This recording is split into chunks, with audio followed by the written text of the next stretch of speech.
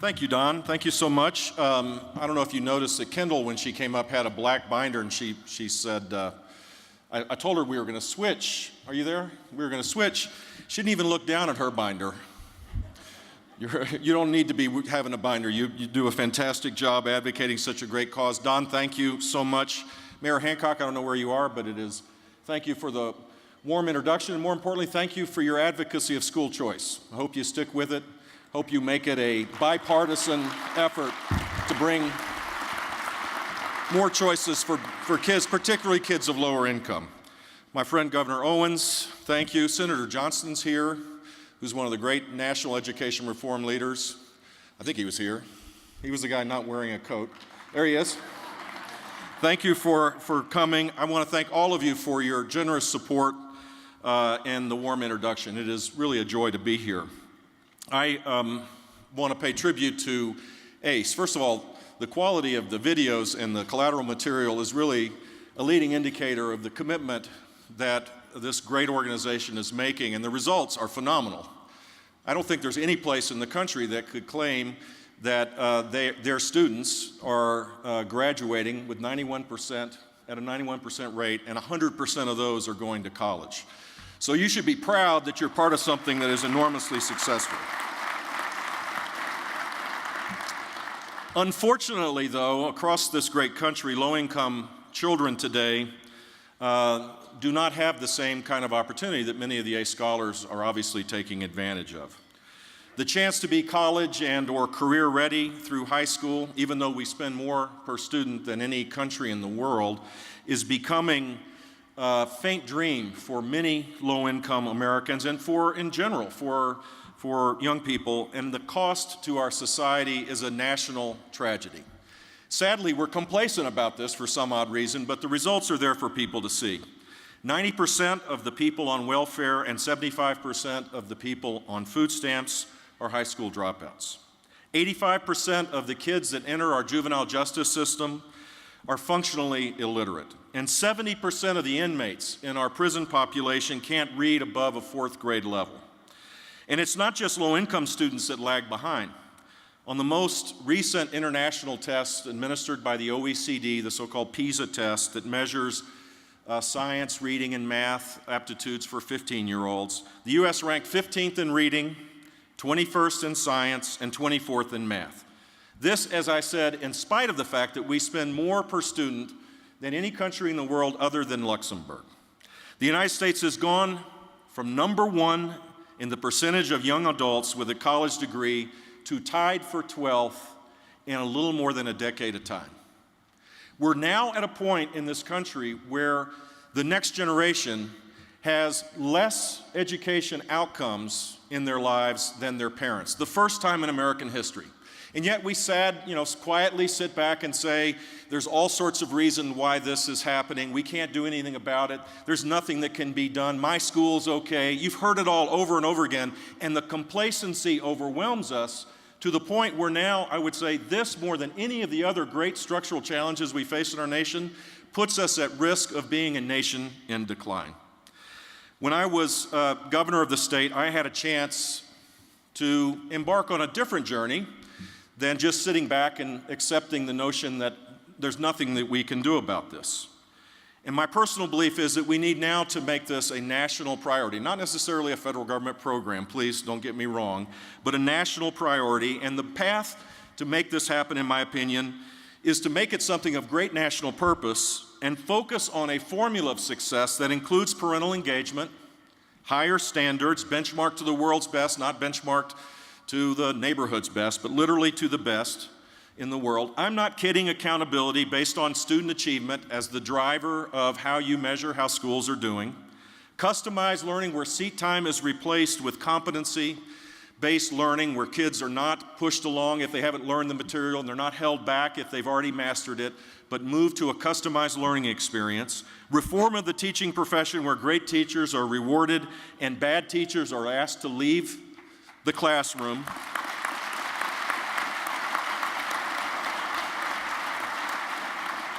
And one other element, which is to empower people with the great American concept of choice. Think about it. We get choices. We probably have too many choices in our life. Go to the supermarket, go to the milk section, particularly the guys that don't go to the supermarkets. I demand this week at least take one day out and do the shopping for your family. And instead of thinking that there's maybe 2 varieties of milk, you'll see that there's at least 30. That is as American as apple pie for us new consumers in the supermarket like myself. It kind of can get overwhelming, but it's far better than having just one choice, isn't it? Why do we not accept the notion that maybe in schooling, the most important thing that we ought to be doing for our children, that we ought to be providing more choices? And today I'd like to speak about how choice, both public and private, can be a catalytic converter to excel ourselves forward before it's too late. Because sadly today in America, 1/3 of our children, only really 1/3 if we're honest with ourselves, are college and or career ready. 1/3 get a piece of paper that say, woohoo, I graduated from high school, but they have to take remedial work in community colleges and even increasingly so in our public universities to begin to start college. And 1/3 of our children drop out of school in the United States. A great nation cannot survive with those kind of results, and so school choice, I believe, can be the way that we accelerate the changes that are necessary. And here's what I learned as governor of Florida. School choice truly is a catalytic converter for improved student learning. As a rookie governor in 1999, perhaps I didn't really know all the reasons why you can't be bigger and bolder on stuff, and I had a lot of friends in the legislature, thank God, that made it possible. I embarked on a plan that was focused on improving student learning. And over the next 5 years, we were at the bottom of the pack, lowest graduation rate in the country, 29th out of 31 states on the 4th grade NAEP test, something similar to that on the 8th grade reading test. We really were, horrible. I'd never said this, Bill, but in the NGA meetings, people would say, thank God for Mississippi and Louisiana, because that was about it. We were at the total bottom of the barrel in terms of our education outcomes. And so what did we do? We graded schools A, B, C, D, and F, 100% based on student achievement and on learning gains. We rewarded schools with improving grades and schools that were graded A with $100 more per student without any strings attached. We eliminated social promotion in 3rd grade because in 4th grade students are beginning to acquire knowledge, and if they can't read in 4th grade, they're going to fall back. So we eliminated this idea that it's politically incorrect to organize ourselves earlier to make sure that children can gain the power of knowledge starting in 4th grade. We raised standards. We had a big fight, and the net result is that in 2008, on those same NAEP scores, 10 years later, Florida went from 29th out of 31 to 6th out of 50 in the United States. Florida's Hispanic students were equal to or better than 31 states. Florida's Hispanic students were better than or equal to the average of 31 states. African American kids in Florida did better than 7 states. Low-income Hispanic kids did better than the California average. We created the most ambitious school choice programs along with this, and I honestly believe that was the reason, this intense pressure necessary to change the system was a key ingredient about why we saw public schools improving. 145,000 4-year-olds in Florida use a voucher. I'm sorry to be politically incorrect, but I'm a former politician. A voucher to take public dollars to go to private schools, half of which, or more than half of which, are religious institutions. Over 22,000 students with disabilities take the full amount of public funding to go to private schools. If their IEP, their individual education plan, is not met, they unilaterally decide that they can go to any choice, including private choices in their communities. 40,000 low-income students through our corporate tax scholarship program go to private schools with great results in terms of student outcomes. Florida has the 2nd highest number of charter schools in the country and the 2nd highest number of charter school students with 180,000. And based on the laws that have been changed in the last couple of years, my guess is that number will double or triple within the next 5 to 10 years. Florida's virtual school offers 300,000 separate courses this year to public and private school students, making it by far and away the largest virtual school in the country.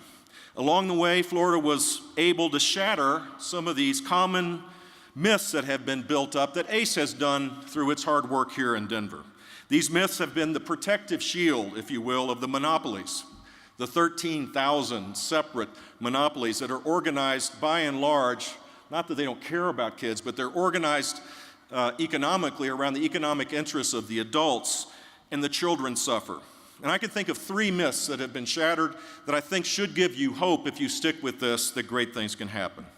First and foremost, the myth that has been built up in the country that some kids can learn and some kids can't.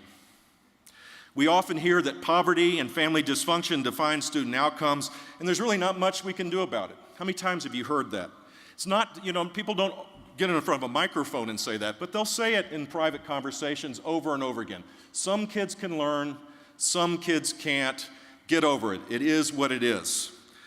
Yes, don't get me wrong, societal ills make the task harder, but no less important.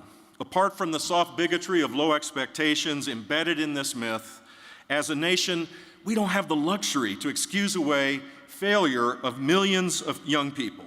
We have to confront this challenge head on, and private schools must play a role. I want to share with you the story of a little girl that people said couldn't learn. Charlotte Layton graduated from Miami Brito High School last year, something that when she started in her education journey, said both the therapists and the teachers said wasn't even possible. You see, Charlotte was born with really severe developmental and learning disabilities, so her doctors said that she would struggle to make it through first grade, much less graduate from high school. But thanks to the fierce, protective nature of a mom who had very little resources, but like most moms, particularly with kids with learning disabilities, was like a caged tiger that protected every aspect of this child's life. Her mom never gave up, and she was afforded, through the Corporate Tax Scholarship Program, a chance to be able to go to middle school and high school at Miami Brito High School. And by 8th grade, she was no longer in special ed classes. Through this program, to attend Miami Private High, and by the way, she had to put up additional monies because the tuition was higher in this particular case than the $4,000 that goes to the family in order to go to school. She ends up graduating from high school with a 4.0 grade point average, plus she had taken dual enrollment credits at Miami-Dade College, a member of the Honor Society and the salutatorian of the class of 2011, and now she's a nursing student at Miami-Dade College. This is what happens when you provide choices for people. Look, I totally get it that not every kid's going to go to Harvard, but not every child should be left in the cracks of society. Giving parents choices, both public and private, have saved thousands of kids that otherwise would have been trapped in failing situations. ACE scholars have shattered the some kids can learn, some kids can't myth, and you should be proud of it. And we need to hold up these examples high to eliminate this mythology that has been built around our schools, because our country cannot afford to have the social fabric, its very nature, torn asunder because we excuse away why we're not providing a quality education for a whole generation of people. Which brings me to my second myth that I heard all the time in Florida, and I continue to hear to this day. School choice programs drain money from public schools. It comes in a variety of different forms, but that's generally the idea, that somehow this is the system's money, not the parents' money or not the taxpayers' money. This is the system's money, and any dollar that leaves it to go to another alternative is taking money away, irrespective of the fact that the student is being educated in a different place. So here's the facts. To me, this is the most crazy of the protect at all costs of the status quo of our systems that exist in our country. And it's the first line of defense, by the way, of fighting school choice programs at every state in the country. And that is that there's not a single school choice program in the country that takes more dollars than what was appropriated by that legislature for that student. Not a single one. In fact, the great majority do far less. For example, in Florida, we have per student funding in our schools about $6,500. The Corporate Tax Scholarship Program is $4,000. They literally account in the budget in Florida for that $2,500 savings, because that money stays in the school system for the rest of the kids, and parents can take that $4,000 at a savings to the state, not at an expense going forward.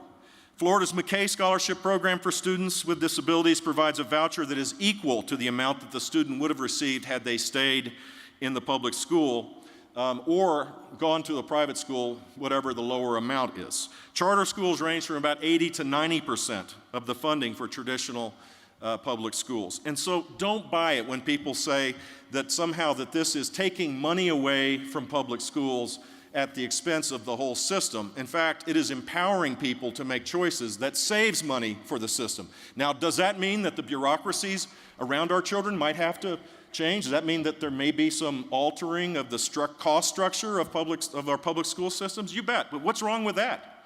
Is this all about promoting the adults in the system, or is this about making sure that children gain the power of knowledge? So the third choice myth, once the argument gets past those two, and by the way, you may see the little cracks on my forehead from getting run over with these political arguments over the last decade of time in Florida at least. The third myth that I've heard over and over again is the myth that school choice creams the best from our public schools and abandons our public schools, not just because of the money, but also because the best and the brightest move on. Data suggests otherwise. Most choice programs, like the ACE program here in Colorado, are for kids near or at the poverty level, and roughly 75% of the students that take advantage of school choice programs in Florida do so, fit that criteria, that they're near or at the poverty level. If school choice destroys public schools, as I've heard over and over again, why would the very schools that lose students show improvement? That's exactly what has happened in Florida. All schools do better when there are more choices. All schools do better when there are more choices. It may seem in the education world counterintuitive, but it is quite normal in normal human endeavor to understand why choices bring about higher quality across the board. All schools do better, and the kids that go to private schools, their parents and themselves, by all accounts, do better, both in terms of the test scores that exist as well as the parent and student satisfaction. And the schools they leave have shown improvement. Until 2005, Florida had a voucher program called the Opportunity Scholarship Program, which allowed parents in schools that were graded F for 2 years to receive a scholarship and to attend a higher performing public school or any private school of their choice. Researchers from Harvard found that of those schools that had one F grade, in other words, they were on the bubble of being required to give out vouchers to parents that wanted to go to another school, their gains in those years where they had an F and were on the bubble were significantly statistically higher than the D schools that were in like-kind areas. And the minute the threat of change took place because the Supreme Court ruled our scholarship program unconstitutional, all of the gains went away immediately. All the gains went away immediately. Now, why would it be that these underperforming schools showed heroic gains? Because there was a consequence, because parents were empowered for the first time, not because they weren't tied to their poverty. They had a chance to be able to make a choice, to have a voice, and in doing so, they forced change. The threat of having that power brought about the Renaissance. Most of the learning gains that I've described to you in Florida have occurred from the bottom up. We're one of the few states that has actually narrowed the achievement gap because there was a command focus on the lowest performing students and the lowest performing schools. And school choice, without it, it makes it harder for us to be able to make that occur. And so don't let anybody tell you that the best and the brightest leave. In fact, all schools get better. And what is wrong for empowering parents, like the ones we've seen on the video, the parents of the children that you saw, to be able to want something more for their children than what they had? That is as American as apple pie, and if we lose that basic American value, striving to make sure that your children have more opportunities than what you were afforded, then we're doomed. We're doomed. And so this is an important time in history for all sorts of reasons, but my personal belief is that if we make education a national priority, we can regain our footing as a nation as well. Part of our greatness has been the ability of people from every walk of life, from all over the world, in fact, to work hard and to achieve great things. Many of them are in this room. Your success is part of who we are. It's part of American exceptionalism in so many ways. Through the labor and ingenuity and creativity, millions of Americans have risen up, benefiting themselves and their families and their communities and, of course, our nation. As knowledge becomes increasingly the most important currency for a successful life, the right to rise as a bedrock American value is being threatened to its core. If only those of higher incomes can succeed educationally and a majority don't gain a quality education, who we are as a nation is going to be altered in a way that may be permanent. That is not the America that we love. That is not the America that has created our greatness. To have haves and have-nots based on education outcomes would be a dismal result for the greatest country on the face of the earth. And so this cause is one that I'm so happy that you're engaged in. And I would humbly suggest that you get more involved. Use your influence with the political leadership to politely, if necessary, firmly, if appropriate, demand for more meaningful, more accelerated reform. It is possible across this country, that 50 states at each one at a time, that we can change the course of our country by making sure that education opportunities are afforded to all of us. If we stop thinking about education systems, whether they're public and private, and start focusing on the next generation and what's best for them, I think we could get to a better place far faster. The next generation could flood this nation with unprecedented shows of human potential, and that should be our goal, to be able to pass the baton off to the next generation with them equipped to be able to pursue the wildest possible dreams that you could ever imagine. I hope that you take your engagement to the next level and join reformers to make school choice, both public and private, the norm in our country. School choice is an economic imperative. School choice is a moral imperative. School choice is an integral part of the restoration of the American ideal that anybody can make it in this country of ours. So please stay involved, and I'm confident that the next generation of Americans will give you incredible joy by their incredible results. God bless you all. Keep up the fight.